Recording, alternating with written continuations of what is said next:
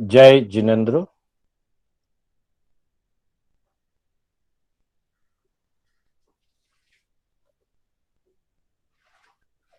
मोक्ष मार्गस्य नेतारम् भेतारम् कर्म भूभृताम् ज्ञातारम् विश्वतत्त्वानाम्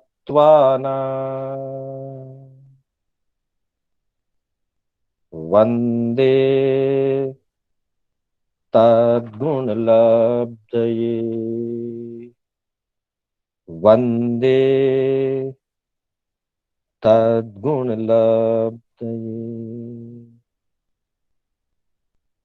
अनंत उपकारी आस्था के आयाम चरम तीर्थंकर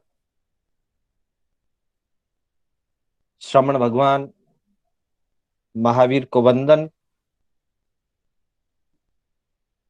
प्रभु की परंपरा में विचरण करने वाले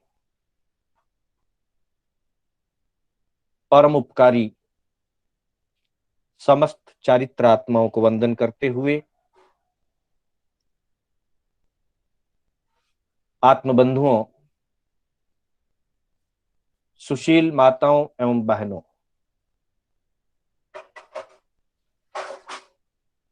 तत्वार्थ सूत्र के माध्यम से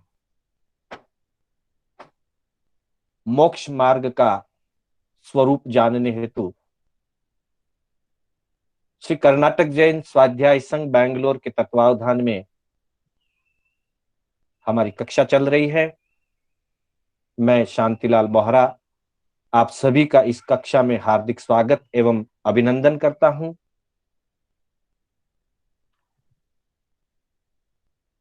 पांचवें अध्याय के अंतर्गत द्रव्यों के स्वरूप की हमारी चर्चा चल रही है, जिसके अंतर्गत हमने कल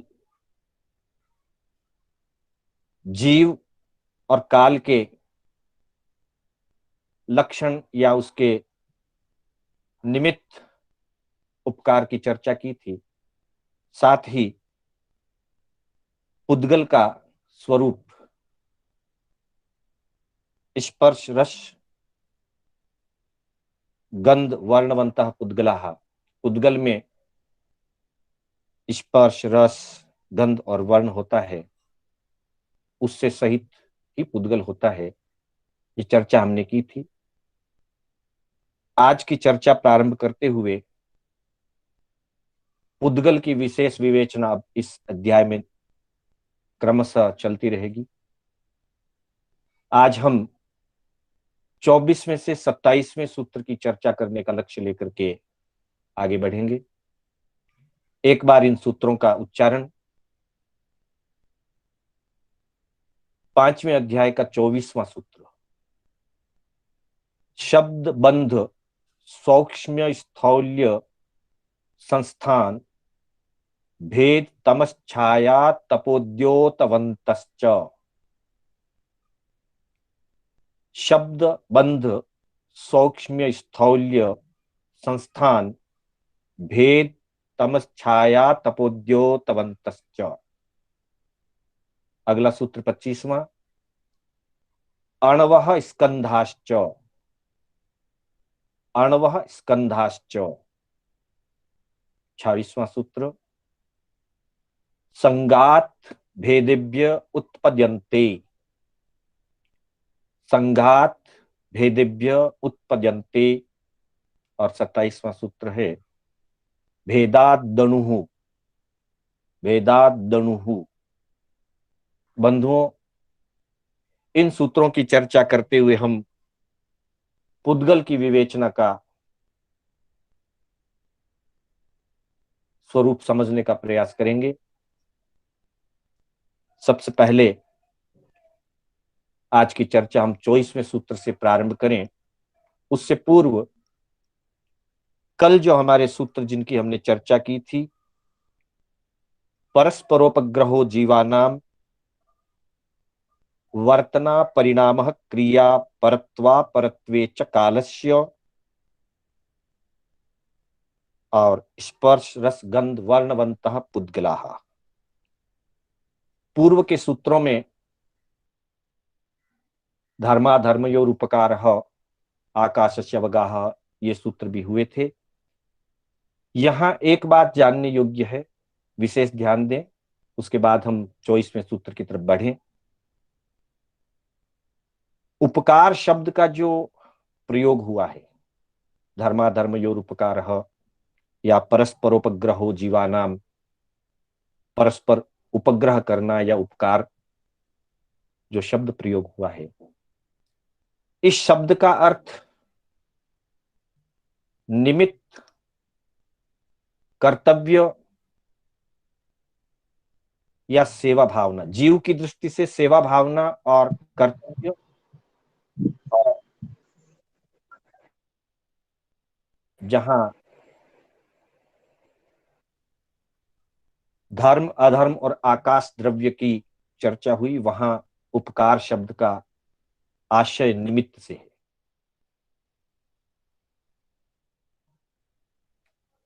अजीव द्रव्यों में उपकार शब्द का अर्थ या उसके पीछे जो आशय है वो निमित्त है।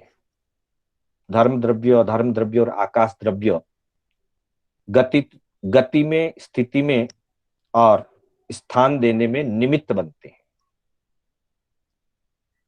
वैसे ही काल द्रव्य जीव और पुद्गलों के परिणमन में निमित्त बनता है। जहां चर्चा जीव की होती है वहां कुछ विशेष अर्थ भी निकलते। मूल अर्थ तो निमित्त रूप है, अर्थात संसार के सभी जीव किसी न किसी रूप में दूसरे जीवों के जीवन में निमित्त बनते हैं। उसी को ज्ञानियों ने उपग्रह शब्द से परिचय दिया है। यह सकारात्मक सोच या उच्च भावना का प्रतीक है। हम देखेंगे अन्य दर्शनों में भी एक सूत्र प्रचलित है। जैन दर्शन के अतिरिक्त अन्य दर्शनों की अपेक्षा से मैं बात कर रहा हूं। वहां यह कहा जाता है जीवो जीवस्य भोजनम। देखिए सोच में कितना अंतर है। जैन दर्शन फरमाता है या जैन दर्शन का कथन है परस्परोपग्रहो, परस्पर में एक दूसरे के लिए सहयोगी बनते हैं, निमित्त बनते हैं। और इसी चीज को अन्य दर्शन कहते हैं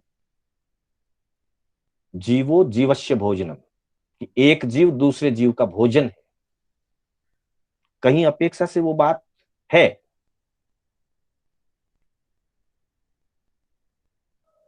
विशेष करके जैसे पंचेंद्रीय जीवों के लिए एकेंद्रीय आहार बनने में निमित्त बनता है। एकेंद्रीय का जो शरीर है, पृथ्वी काय, वनस्पति काय, अपकाय।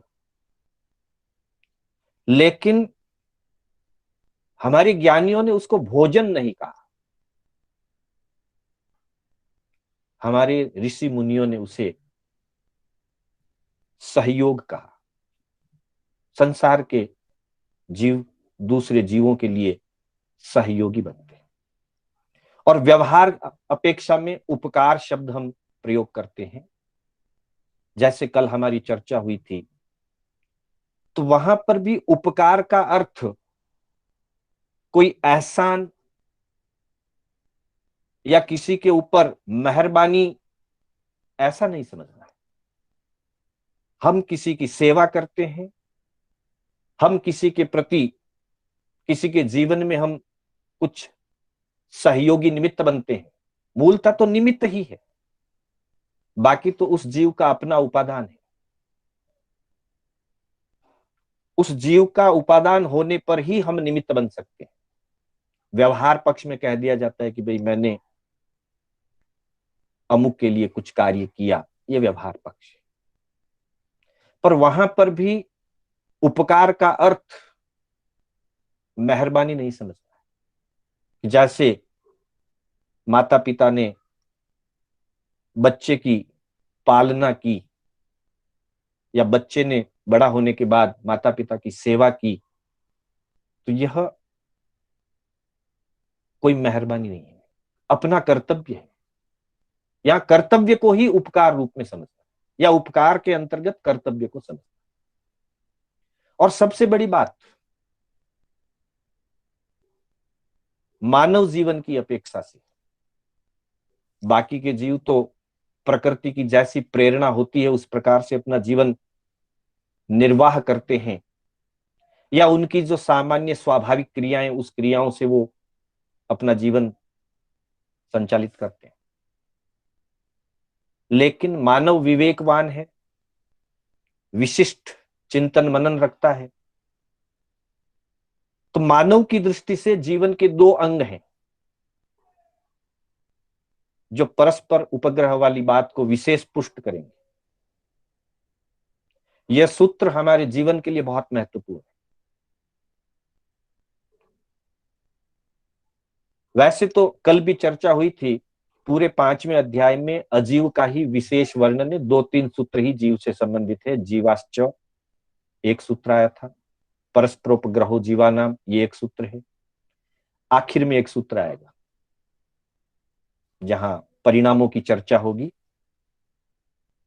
वहां भी जीव के परिणामों को लेकर एक 2-3 छोटे छोटे सूत्र हैं जो जीव से संबंधित हैं। बाकी मुख्यतः यह अध्याय अजीव द्रव्य की चर्चा का ही प्रमुख अध्याय है। परंतु इस पूरे अध्याय में मानव जीवन की दृष्टि से अगर देखा जाए तो यह जो 21वां सूत्र है, परस्परोपग्रहो जीवाना, ये बहुत महत्वपूर्ण सूत्र है। तो हमारी बात चल रही थी कि मनुष्य के जीवन में व्यवहार अपेक्षा जीवन के अंतर्गत उसके सामने दो बातें होती है, अधिकार और कर्तव्य। हर जीव का कुछ न कुछ अधिकार है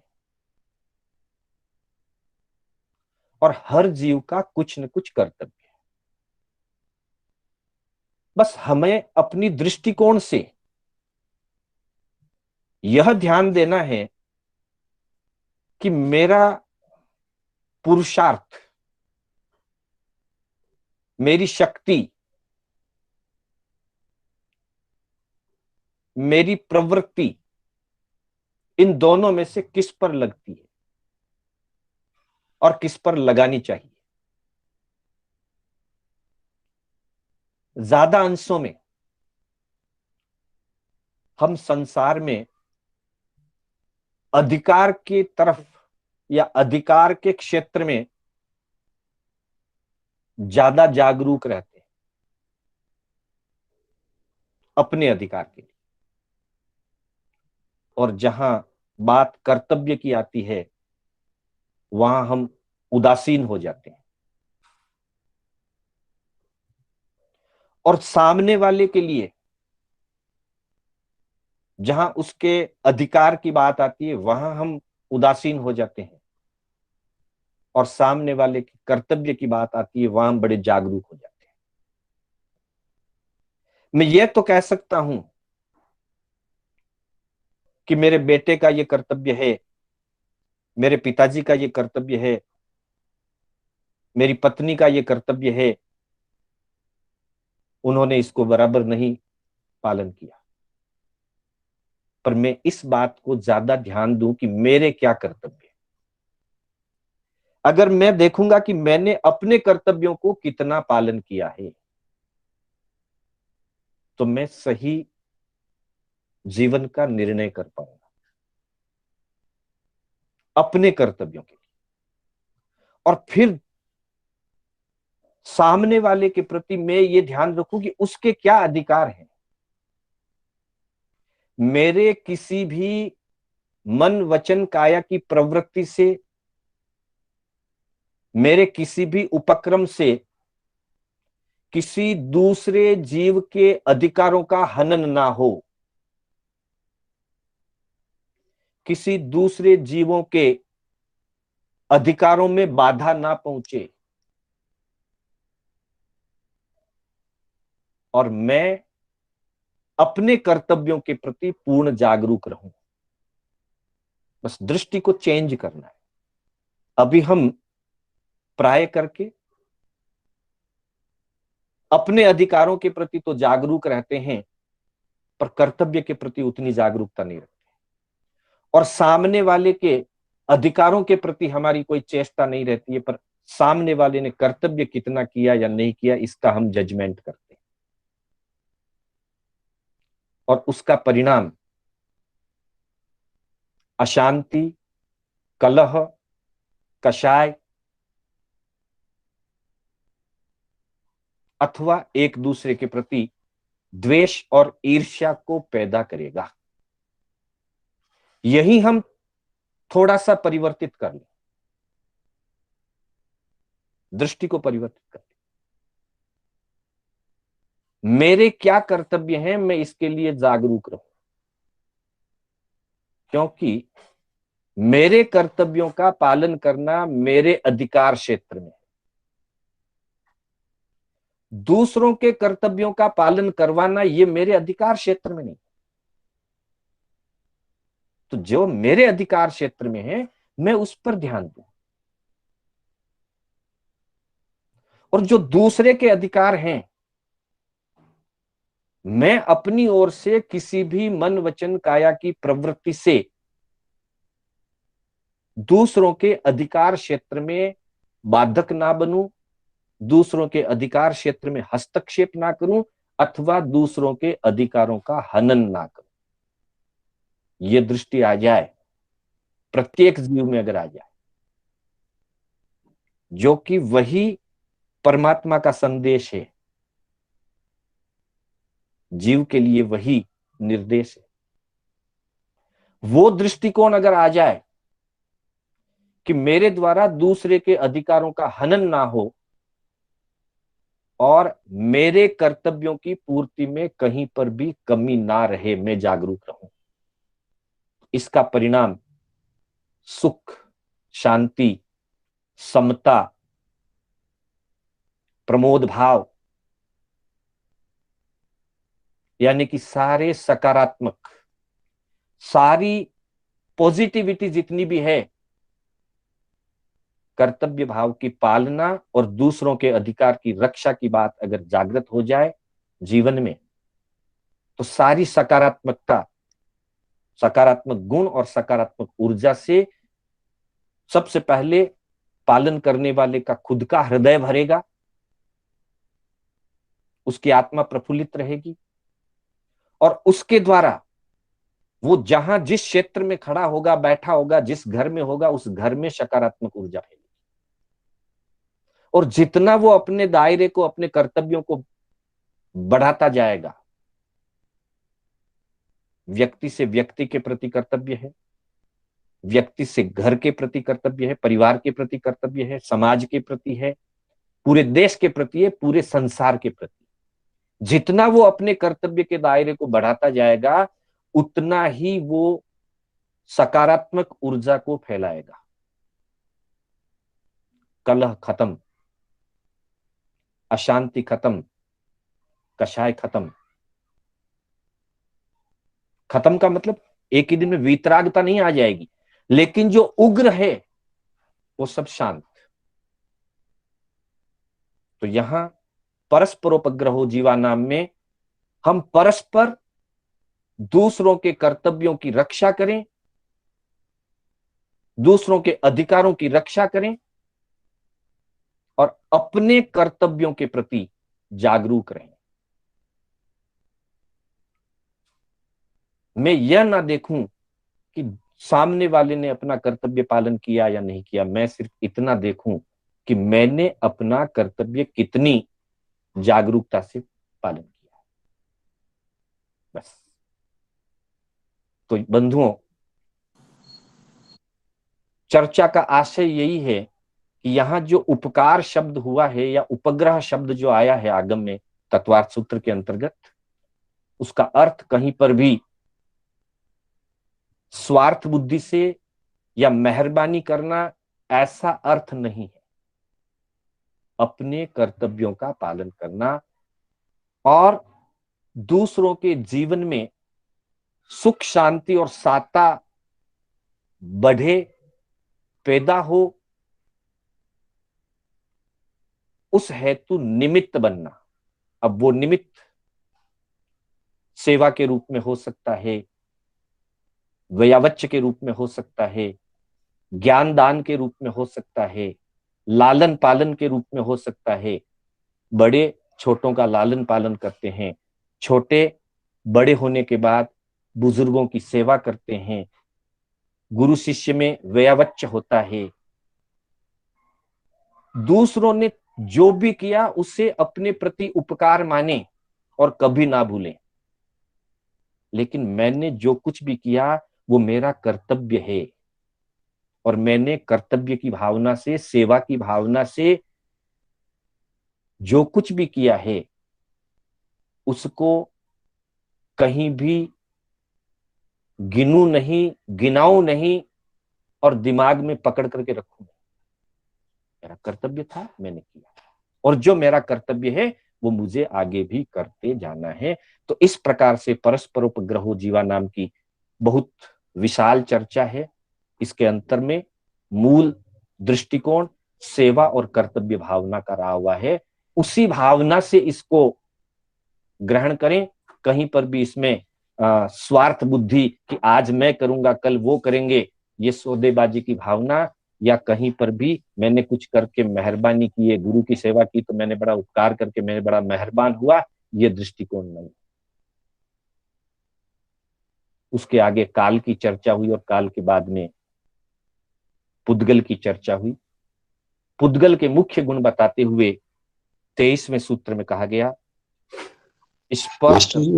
मास्टर जी एक मिनट यहाँ थोड़ा सा क्लियर कर लूं और एक उदाहरण से इसी बात को किया गया होता। हाँ जी, हाँ जरूर। हाँ, जैसे कभी कभी हम देखते हैं दांतों के तले जीभ कट जाती है। अब वही जीभ जब दांत में कुछ फंस जाए तो सबसे पहले निकालने दौड़ती है। वह ये नहीं देखती कि इस दांत ने मुझे काटा, इसलिए मैं इसकी क्यों सेवा करूं, इसका क्यों सहयोग करूं। जैसे ही दांत में कुछ फंसेगा जीभ वहीं पर जागती है और उसको निकालने का प्रयास करती है। यही हमारे जीवन में भावना होनी चाहिए। जी बहुत बहुत धन्यवाद, बहुत अच्छा उदाहरण है। हाँ, ये उदाहरण हमको बहुत प्रेरणा देता है कि हम ये ना सोचें कि जिसने मेरी सेवा की मैं उसकी सेवा करूंगा। मुझे क्या करना है, जैसे जीभ का उदाहरण दिया नौतमल जी बंसाली जी ने, कि जिस दांत ने जीभ को काटा उसी दांत की सुरक्षा या व्यवस्था के लिए जीव हमेशा अग्रसर रहती है और करती है। बहुत सुंदर उदाहरण। हमें ऐसे उदाहरणों से प्रेरणा लेनी है और प्रेरणा लेकर के हमें हमेशा अच्छे कार्य के लिए अग्रसर होना। बहुत बहुत धन्यवाद नौतमल साहब। तो बंधुओं, आगे के सूत्र की हम चर्चा करने जा रहे हैं। पीछे वाले सूत्र को ध्यान में रखते हुए हम आगे बढ़ेंगे, क्योंकि पुद्गल के जो मूल गुण हैं वो 4 ही हैं: स्पर्श, रस, गंध और वर्ण। बाकी के जितने भी उसके पर्याय या अन्य अन्य उसकी अवस्थाएं हैं वे इन मूल 4 गुणों पर ही आधारित है।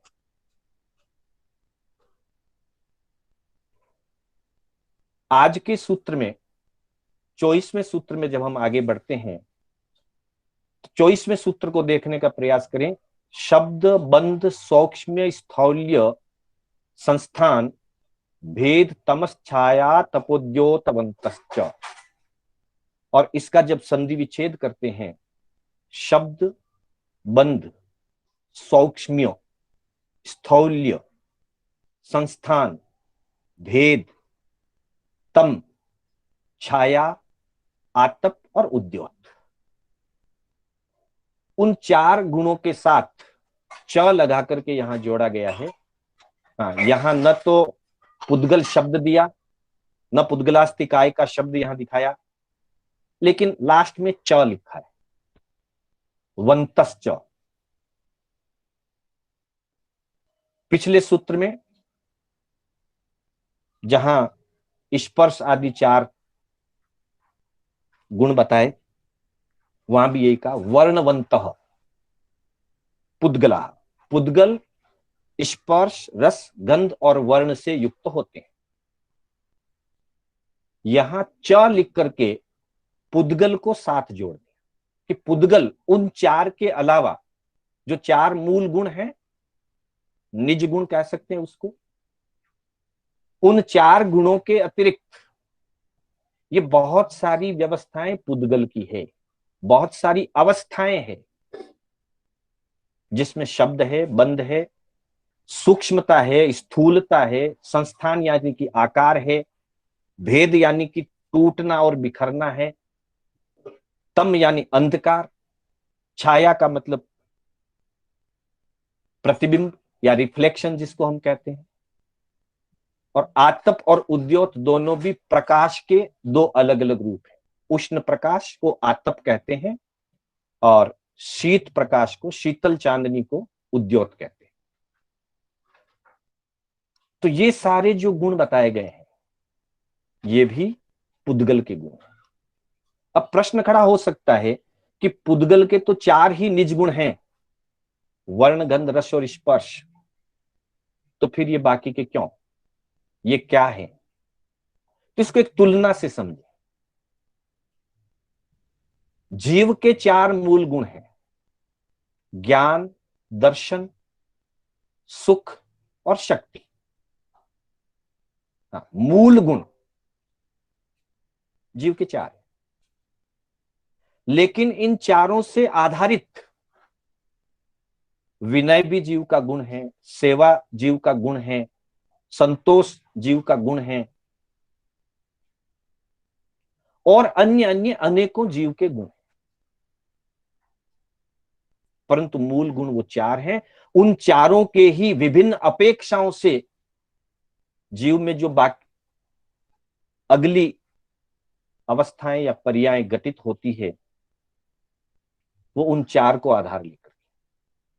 अगर ज्ञान, दर्शन, सुख और शक्ति ना हो तो बाकी की कोई भी गुणों की अवस्था जीव में प्रकट नहीं हो सकती। वैसे ही पुद्गल के ये चार निज गुण हैं, वर्ण, गंध, रस और स्पर्श। इनका आधार लेकर के बाकी के गुण या अवस्थाएं या पर्याय प्रकट होती है। जैसे एक उदाहरण लें, शब्द। शब्द पुद्गल की ही एक पर्याय है, लेकिन ये कौन से गुण के अंतर्गत आएगा? तो बंधुओं, यह शब्द पुद्गल का जो स्पर्श गुण है, निज गुण स्पर्श, स्पर्श गुण के अंतर्गत शब्द की रचना हो। बहुत सामान्य व्यावहारिक उदाहरण से हम समझ सकते हैं, प्रैक्टिकल हम कर सकते हैं। हमारे दोनों हाथ पास पास में है, लेकिन कोई आवाज नहीं आ रही इन हाथों से, कोई ध्वनि नहीं निकल रही है। पर जैसे ये दोनों हाथ आपस में रगड़ खाएंगे, जितना जोर से ये रगड़ खाएंगे, उसमें से शब्द निकलना, ध्वनि निकलना शुरू होगा। शब्द का मतलब सिर्फ जीव के द्वारा निकले, वचन वर्गना से निकले, भाषा रूप में वही शब्द नहीं है, इसलिए यहां शब्द का प्रयोग किया है, भाषा का नहीं। अब शब्द भाषा रूप भी होते हैं और अभाषा रूप भी होते हैं। जो जीव के द्वारा वचन योग के निमित्त से भाषा के रूप में जो शब्द निकलते हैं वो भाषा रूप शब्द है। इसके अलावा जितने भी प्रकार की ध्वनियां हैं,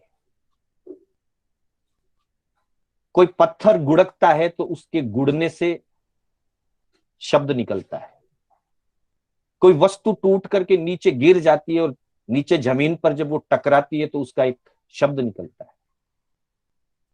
किसी ने धनुष और बाण लेकर के चलाया और बाण जितनी स्पीड से गया, हम कहते हैं सनसनाता हुआ चला गया। तीर जो है सनसनाता हुआ चला जाता है, उसमें सनसनाट की आवाज आती है, अर्थात वह तीर वायुमंडल में रहे हुए वायु के पुद्गलों से रगड़ता हुआ जा रहा है, इसलिए वो सनसनाट की आवाज है।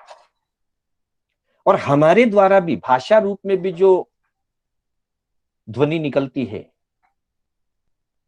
जीव के द्वारा, वो भी मुख, होंठ, दांत, जीभ, कंठ, इन सब जगह पर कुछ न कुछ स्पर्श होता है। कहीं होंठ से होंठ मिलते हैं, दोनों होठों के टच होने पर ही कुछ शब्द निकल सकते हैं, अक्षर निकल सकते हैं। जैसे प, फ, ब, भ आदि जो भाषा के अक्षर हैं वो होठों के स्पर्श होने से निकलते हैं। और इसीलिए भाषा विज्ञानियों ने, जहां भाषा की अगर गहराई से चर्चा करें या उसका अध्ययन करें, जिन्होंने किया उनको पता होगा कि जितने भी प्रकार के हमारे वर्णमाला के स्वर और व्यंजन हैं उनको औष्ठ्य, दंत्य, तालव्य, मूर्धन्य, कंठ्य आदि में विभाजित किया गया है। मतलब जो कंठ से स्पर्श होकर के निकलता है, होठों से स्पर्श होकर के निकलता है, या जीभ तालु पे स्पर्श करने पर कोई ध्वनि निकलती है, कोई ध्वनि जीभ दांतों पे स्पर्श करने पर निकलती है। इसका मतलब शब्द जो है वो स्पर्श मूल गुण का अगली अवस्था या पर्याय है। स्पर्श के माध्यम से शब्द की रचना होती है, और यह इसीलिए बताया गया। कई वैदिक दर्शन शब्द को आकाश की पर्याय मानते हैं, क्योंकि शब्द दिखाई नहीं देता। जैन दर्शन तो कहते हैं कि जितने भी पौद्गलिक अवस्थाएं हैं, स्थूल रूप में दिखे ना दिखे, लेकिन उसमें वर्ण, गंध, रस और स्पर्श चारों होते हैं।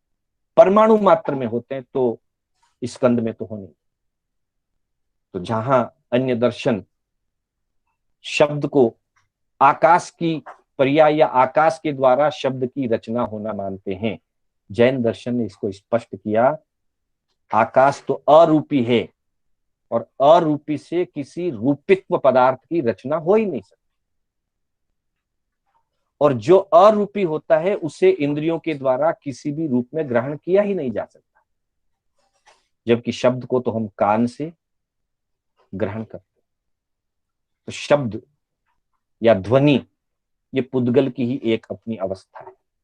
इसी तरह से बंध, बंध और भेद, इन दोनों का जोड़ा है। ये परमाणुओं की संरचना से संबंधित है। जब परमाणु, दो या दो से अधिक परमाणु जुड़ते हैं, जुड़ने को बंध कहा जाता है, और वो भी स्पर्श गुण के निमित्त से ही होता है। आगे आएगा, आगे के सूत्रों में बंध की बहुत गहराई से चर्चा हुई है। वहां दिया है, सूत्र आएगा, रुक्ष स्निग्धत्वाद बंध, रुक्षता और स्निग्धता के निमित्त से बंध होता है। यानी कि रुक्ष और स्निग्ध भी स्पर्श के ही पर्याय हैं। तो बंध जो परमाणुओं में होता है वो भी स्पर्श गुण से होता है। बीच में सूक्ष्म, स्थौल्य, संस्थान, इन तीन को छोड़कर पहले हम भेद की चर्चा करते हैं, क्योंकि बंध और भेद ये जोड़ा है। बंध का मतलब होता है परमाणुओं का मिलना, जुड़ना, और भेद का मतलब होता है परमाणुओं का निकलना, स्कंद में से परमाणुओं का अलग अलग हो जाना, निकल जाना। तो ये भी एक प्रकार से स्पर्श गुण का ही विशेष स्वरूप है या विशेष पर्याय है, भेद भी। क्योंकि भेद तभी होगा जब हम किसी चीज को, स्थूल उदाहरण है, सूक्ष्म रूप में प्रकृति में भेद और संस्थान होता रहता है, पुद्गल जुड़ते रहते हैं, पुद्गल बिखरते रहते हैं। लेकिन स्थूल दृष्टि से अगर हम देखें तो भेद उसी चीज में किया जाएगा जिसको हम स्थूल दृष्टि से पकड़ सकें। जिसको पकड़ा नहीं जा सकता, बहुत सूक्ष्म हो, तो व्यवहार में भेद नहीं होता। निश्चय में तो दो परमाणुओं में भी भेद होकर के, दो परमाणु का कोई स्कंध है, द्विप्रदेशी स्कंध है, उसमें भी भेद होकर के दो परमाणु स्वतंत्र स्वतंत्र हो सकते हैं। लेकिन स्थूल दृष्टि से अगर देखें, चाहे कपड़े को फाड़ना है, लकड़ी को तोड़ना है, पत्थर को तोड़ना है, ये सारा स्पर्श पर ही निर्भर है। कैंची कपड़े को टच करती है तब उसको भेद कर सकती है, फाड़ सकती है। लकड़ी या पत्थर को जब हथौड़ा या उसकी कुल्हाड़ी या उसकी आरी, जो भी उसका साधन चाहिए, टच होता है तभी भेद पड़ता है। बिना टच किए भेद नहीं हो सकता स्थूल दृष्टि में। और सूक्ष्म दृष्टि में स्पर्श जो मूल गुण है उसके आधार से बंध भी होता है और भेद भी होता है। फिर सूक्ष्म और स्थूल्य, जब परमाणु मिलते हैं, अनेक परमाणुओं के मिलने से स्कंद की रचना होती है। जब तक अनंत परमाणु और उसके बाद उन परमाणुओं में स्थूल परिणाम प्रकट नहीं होता, वहां तक वे सूक्ष्म गिने जाते हैं निश्चय की दृष्टि से। और व्यवहार की दृष्टि में हर बड़ी चीज से दूसरी चीज छोटी गिनी जाती है। उदाहरण दिए, एक व्यक्ति के पास एक राई का दाना है, दूसरा बाजरे का दाना है, और तीसरा एक चने का दाना है। राई, बाजरी, चना। राई के दृष्टि से बाजरा स्थूल है और बाजरे की दृष्टि से राई सूक्ष्म है। मतलब राई का दाना छोटा है और बाजरी का दाना बड़ा है। लेकिन वापिस जैसे ही चने के दाने के साथ तुलना करेंगे, जो बाजरे का दाना राई से बड़ा है, स्थूल है, वही चने के दाने से सूक्ष्म है, छोटा है उसके सामने। ये व्यवहार पक्ष का उदाहरण। और ये स्थूलता और सूक्ष्मता जो है, परमाणुओं की जब स्कंद रूप में परिणति होती है, बहुत सारे परमाणु मिलकर के स्कंद का रूप धारण करते हैं, तो वो किस रूप में स्थित हुए और उनमें जब स्थूलता का परिणमन होता है तब वो स्थूल बनते हैं। वरना अनंत प्रदेशी होने के बाद भी सूक्ष्मता बनी रहती है। कैसे होता है उसकी चर्चा में आगे। इसके बाद दिया संस्थान। संस्थान का मतलब होता है आकार। संस्थान भी स्थूल रूप से स्कंधों का ही होता है। परमाणु तो अत्यंत सूक्ष्म है, उसका भी कोई आकार है, एक आकाश प्रदेश जितना आकार है स्वतंत्र परमाणु का, सूक्ष्म परमाणु का एक आकाश प्रदेश जितना ही आकार है। उसको हम किसी उदाहरण से नहीं बता सकते। लेकिन जो स्थूल वस्तुएं हमारे सामने आती है, उनमें मुख्य रूप से 5 आकार अजीव के लिए गिनाए गए। संस्थान 5: वृत्ताकार, त्रिभुजाकार, आयताकार, वटतंस, चौरस, वर्गाकार, या दंडाकार, जिसको हम वट, परिमंडल, तंस, चौरंस और आयत, इस प्रकार से हम उसको जानते हैं।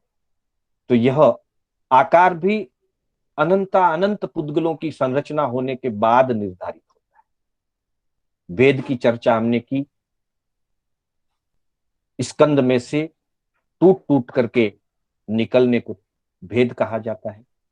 चाहे एक परमाणु निकले या अनेक सारे परमाणु एक साथ निकले, एक प्रदेश या एक स्वतंत्र निकलता है प्रदेश, तो वो परमाणु के रूप में प्राप्त होता है। और बहुत सारे प्रदेश अगर साथ में इकट्ठे जॉइंटली निकले तो वो एक छोटा दूसरा स्कंद का रूप धारण करता है।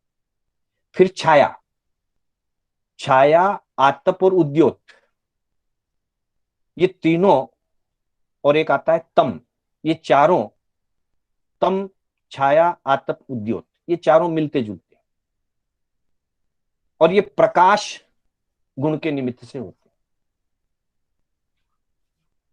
प्रकाश दो प्रकार का निकलता है, जैसे सूर्य का प्रकाश होता है वो गर्म होता है, और चंद्रमा का प्रकाश होता है वो शीतल होता है। जैन आगमों के अंतर्गत गर्म प्रकाश को आतप कहा गया है और शीतल रोशनी को उद्योत कहते हैं। तो विभिन्न प्रकार के पुद्गलों में विभिन्न प्रकार की स्थितियां होती है। सूर्य के विमान से, विमान पृथ्वी काय का है, और पृथ्वी काय का जो शरीर है वो तो पुद्गल रूपी होता है, हर जीव का शरीर पुद्गल रूप होता है, उसमें से उष्ण प्रकाश निकलता है। चंद्रमा से शीतल प्रकाश निकलता है, हीरे आदि रत्नों से भी शीतल प्रकाश निकलता है। तो पुद्गलों में प्रकाश की भी शक्ति होती है, और प्रकाश रहित जब अवस्था आती है तो अंधकार हो जाता है। वही पुद्गल प्रकाश के निमित्त से प्रकाशित होते हैं, और प्रकाश ना रहे तो वही पुद्गल अंधकार या तम को भी प्रकट करते हैं। ये परिणतियां हैं। अब देखते हैं हम, सूर्य अस्त होते ही सारे संसार में अंधकार छाना शुरू हो जाता है, पुद्गल वो के वही है, और सूर्य के प्रकट होते ही सारी चीजों में से आभा निकलने लगती है, और प्रकाश किसी वस्तु पर पड़े और वो वस्तु स्थूल और ठोस हो कि जिसमें से प्रकाश पार ना हो सके, तो फिर छाया की आकृति बनती है। ये सारी चीजें पुद्गल की विभिन्न पर्याय हैं, जिसमें मुख्य रूप से स्पर्श गुण और बंधन और भेद, उनकी संरचना आदि, इनके आधार से ये सारी स्थितियां निमित्त रूप से परिणत होती है। उत्तराध्ययन सूत्र के 28वें अध्ययन में इसी की चर्चा करते हुए बताया गया है, सदंधयार शब्द और अंधकार, उज्जो उद्योत, पहा यानी कि प्रभा, चमक, छाया तवे, छाया तवे, छाया और आतप। उद्योत का पहले बता दिया उज्जो शब्द से। ये सारे वही शब्द हैं लगभग जो ऊपर बताए गए सूत्र में। फिर वर्ण, रस, गंध, भाषा, वर्ण, गंध, रस और स्पर्श, पुद्गलाणम तु लक्षण, ये सारे पुद्गलों के लक्षण हैं। अब एक विशेष बात बताई इसमें कि पुद्गलों के एकत्व होने से या पृथक्त्व होने से, मतलब मिलने से और अलग होने से ये सारी रचनाएं होती है। एकत्व होना यानी कि बंध जाना, और पुहुत्तम यानी कि अलग अलग हो जाना, जिसको बंध और भेद के रूप में कहा गया। संख्या संठान में बचाओ, और पुद्गलों की संख्या के आधार पर किस रूप में और कितने पुद्गल मिल करके, परमाणु मिल करके स्कंद बना, उसके आधार से कुछ आकार निर्धारित होता है। और इसी तरह से संयोगाय विभागाय, संयोग भी होता है परमाणुओं में, जिसको बंध कह सकते हैं, एकत्व कहें या संयोग कहें, लगभग वही अपेक्षा है बंध की। और पुहत्तम कहें और विभागा कहें, लगभग वही स्थिति है भेद की। तो पुद्गलों में ये इतनी प्रकार की अवस्थाएं होती है, इतने प्रकार से पुद्गल स्थूलता, सूक्ष्मता, बंध, भेद, शब्द, आतप, उद्योत, अंधकार और छाया आदि अवस्थाओं को परिणत होती है। ये परिणतियां हैं पुद्गल की। इसी दृष्टि से सामान्य अपेक्षा से, जैसे हमने उदाहरण लिया सूक्ष्म और स्थौल्य का, कि राई से बाजरा बड़ा है और वही बाजरा चने से छोटा है। आगम में ये बताया कि सबसे छोटा परमाणु होता है, परमाणु से कोई छोटा नहीं होता। दो प्रदेशी स्कंद भी होगा तो परमाणु की अपेक्षा स्थूल होगा, और फिर जैसे जैसे परमाणु बढ़ते जाएंगे स्कंद बड़ा होता जाएगा। सबसे सूक्ष्म परमाणु है और सबसे स्थूल अचित महास्कंद है।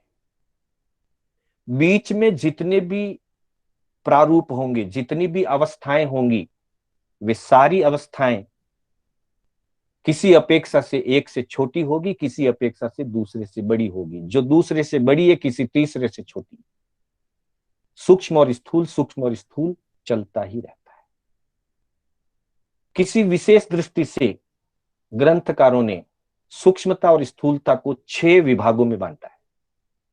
सामान्य अपेक्षा से जगन्य सूक्ष्म परमाणु है, उत्कृष्ट स्थूल अचित महास्कंद है, और बीच में जितने भी प्रारूप होंगे, जितनी भी पर्याय होंगी, वो एक दूसरे से छोटी और बड़ी, छोटी और बड़ी। मध्यम जितनी भी है वो किसी से छोटी है, किसी से बड़ी। लेकिन अचित महास्कंद सबसे स्थूल है, वो किसी से भी छोटा नहीं है। अचित महास्कंद से बड़ा पुद्गल का कोई स्कंद नहीं होता। और परमाणु किसी से भी बड़ा नहीं है। अचित महास्कंद किसी से भी छोटा नहीं है और परमाणु किसी से भी बड़ा नहीं है, क्योंकि परमाणु से छोटा और कुछ नहीं होता। क्योंकि परमाणु स्वयं अपने आप में अविभाज्य है, अंतिम पार्ट है, लास्ट पार्ट है, उससे छोटा कुछ नहीं होता। तो एक अपेक्षा से ये 3 अवस्थाएं दी, और एक अपेक्षा से ग्रंथकारों ने 6 अलग अलग अपेक्षाओं से सूक्ष्मता और स्थूलता को बताया है। एक चार्ट के माध्यम से हम इसको जानने का प्रयास करेंगे। हमारे सामने एक चार्ट आएगा, जिस चार्ट में हम देख सकते हैं कि कैसे छोटे और बड़े की व्याख्या की गई है। यहां जो भी व्याख्या दी है, ये एक समुच्चय अपेक्षा से, एक व्यवहार अपेक्षा को सामने रख करके, शुरू में परमाणु और कार्बन वर्गना तक निश्चय की दृष्टि है, उसके बाद व्यवहार की दृष्टि। और अतः मूल रूप से ऊपर वाले 2 सूक्ष्म हैं और नीचे के जो 4 अवस्थाएं बताई है वो उत्तरोत्तर वृद्धिगत होती जाएगी। उससे नेक्स्ट वो स्थूल, उससे नेक्स्ट वो स्थूल। तो जैसे हमारे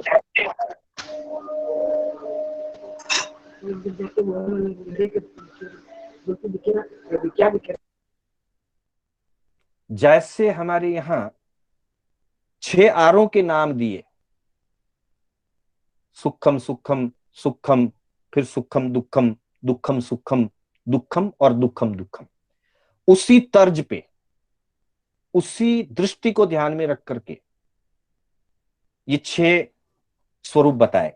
सबसे पहला स्वरूप बताया सूक्ष्म सूक्ष्म, या जिसको हम कह सकते हैं सूक्ष्माति सूक्ष्म, और उसका उदाहरण है परमाणु। परमाणु सभी दृष्टियों से सूक्ष्म होता है, आंख या किसी भी यंत्र से देखा नहीं जा सकता, और जीव द्वारा भी उसको ग्रहण नहीं किया जा सकता। हाँ, ये ध्यान रखिएगा, जीव अनंत अनंत प्रदेशी स्कंद बनने के बाद ही पुद्गल को ग्रहण करता है।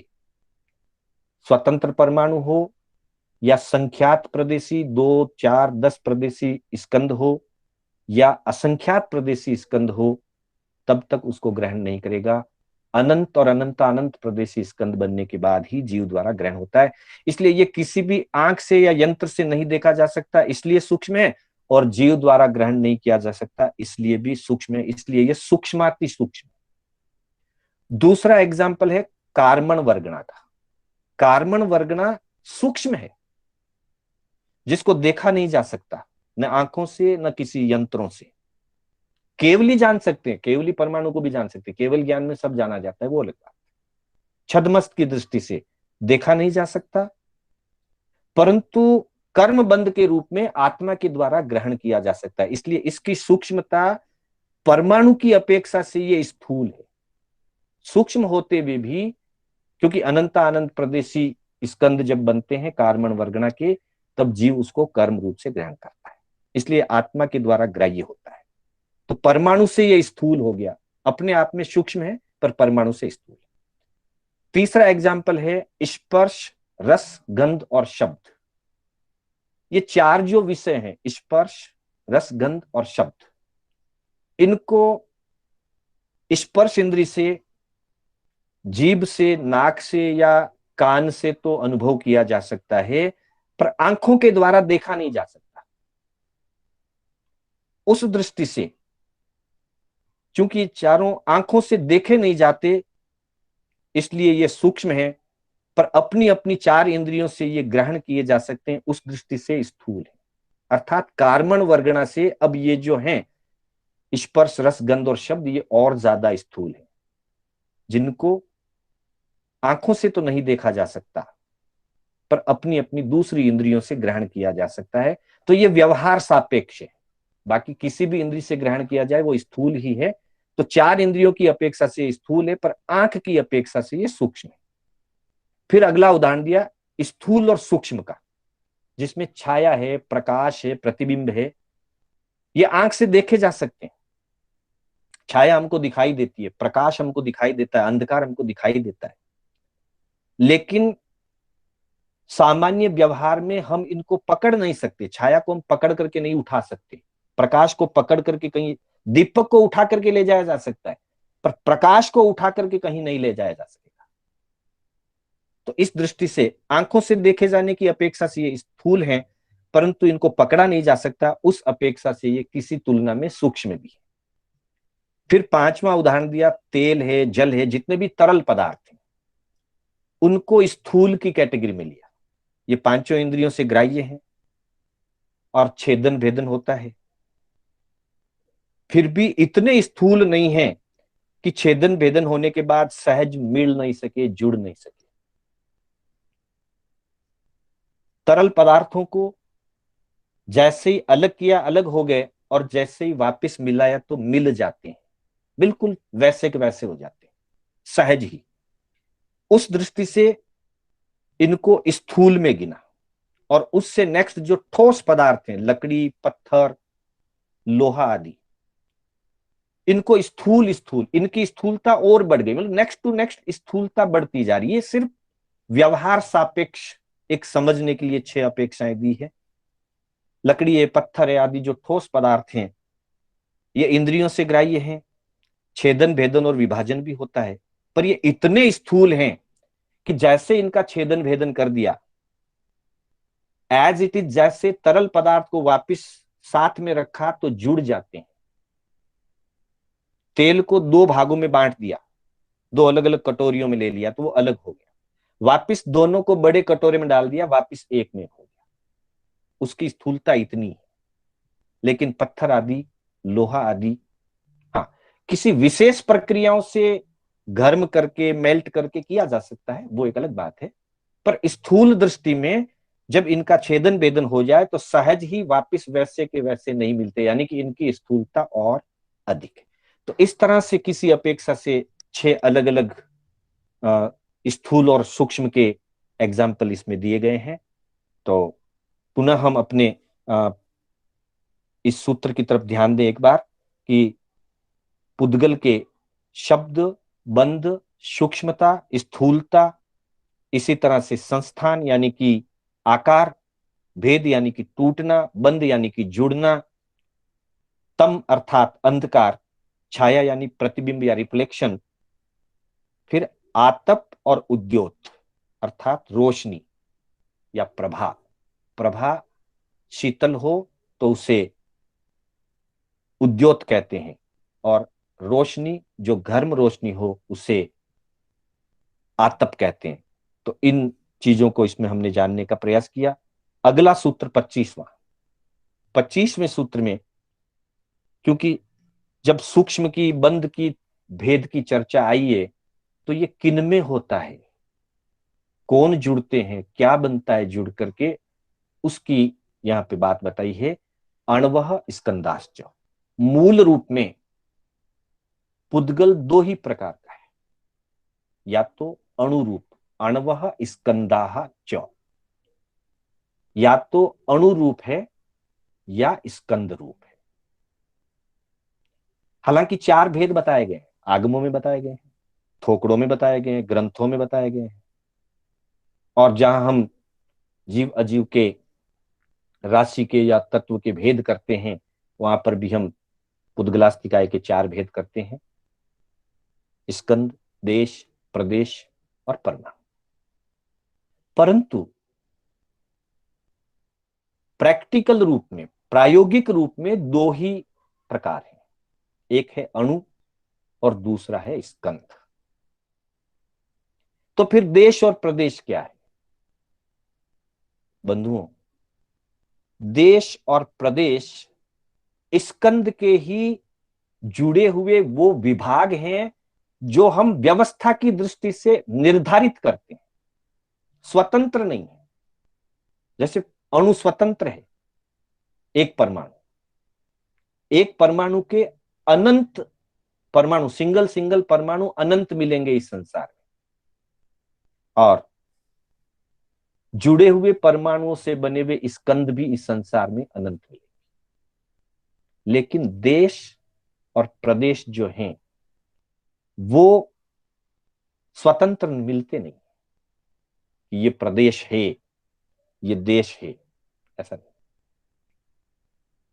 देश और प्रदेश स्कंद के ही व्यवस्था निर्धारित विभाग हैं। जैसे हिंदुस्तान दुनिया का एक देश है और उसमें कर्नाटक एक प्रदेश है, पर मूलतः पूरा एशिया एक ही है। एशिया की ही कुछ सीमा निर्धारित कर दी गई, उसको एक देश मान लिया, टूट करके अलग नहीं निकला हुआ, धरती से जुड़ा हुआ ही। और हिंदुस्तान में वापस 30 प्रदेश, अलग अलग राज्य बना दिए गए, वो भी अलग नहीं है, जुड़े हुए ही है, पर व्यवस्था निर्धारित विभाजन कर दिया गया ताकि उनकी उनकी व्यवस्था वहां वहां हो सके।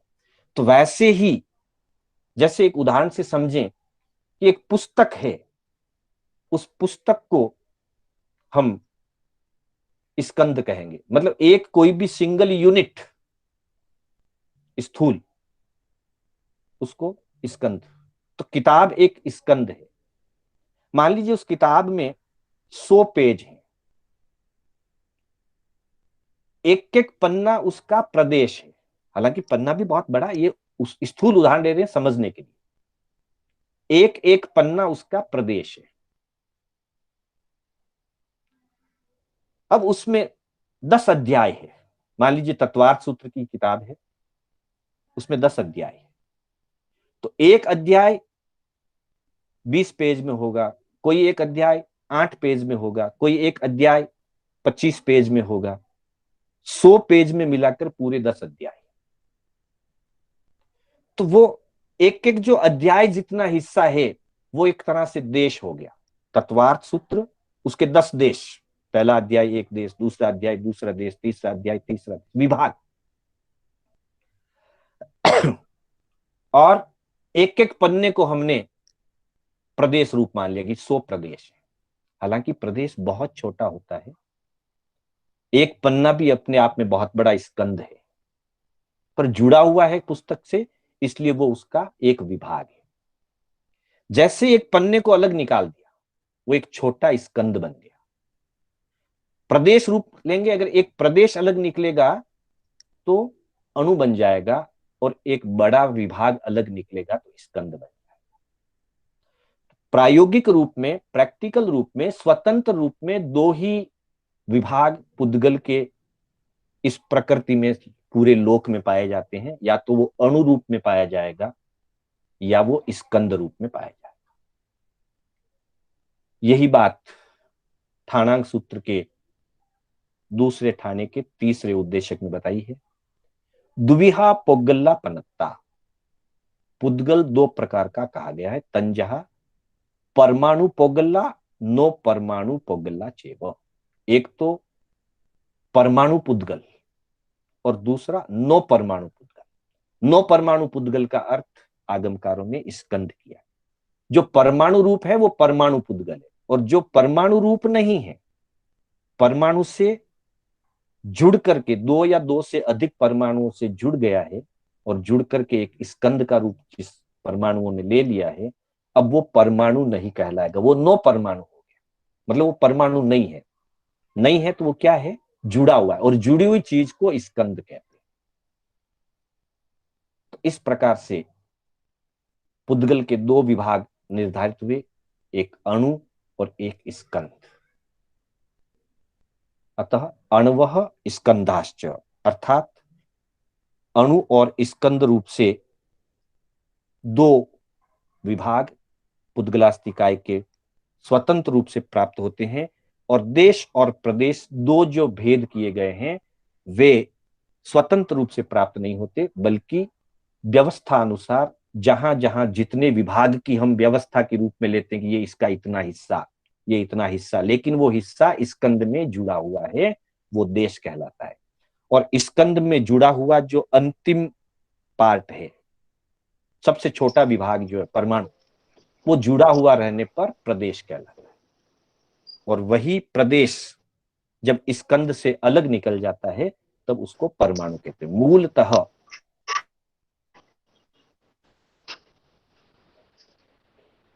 मूलतः परमाणु और प्रदेश में द्रव्य रूप में कोई अंतर नहीं है। जुड़ा हुआ या स्वतंत्र, इतना ही अंतर है। जुड़ा हुआ है तो वो प्रदेश कहलाता है, और स्वतंत्र है तो वो परमाणु कहलाता है। और अनेक परमाणुओं का या अनेक प्रदेशों का जो समूह होता है, जुड़ा हुआ समूह, उसे स्कंद कहते हैं। तो आज की चर्चा हम इतनी रखेंगे। और दो सूत्र करने के भाव थे, लेकिन समय की मर्यादा हो चुकी। ऑलरेडी मैं 2-3 मिनट ज्यादा ही ले चुका हूं। तो आज के विषय को हम यही समाप्त करेंगे। पुनः मैं शांतिलाल बोहरा, श्री कर्नाटक जैन स्वाध्याय संघ बेंगलोर के तत्वावधान में आयोजित इस पाठशाला में आप सभी का हार्दिक स्वागत एवं अभिनंदन करता हूं, आपका आभार मानता हूं।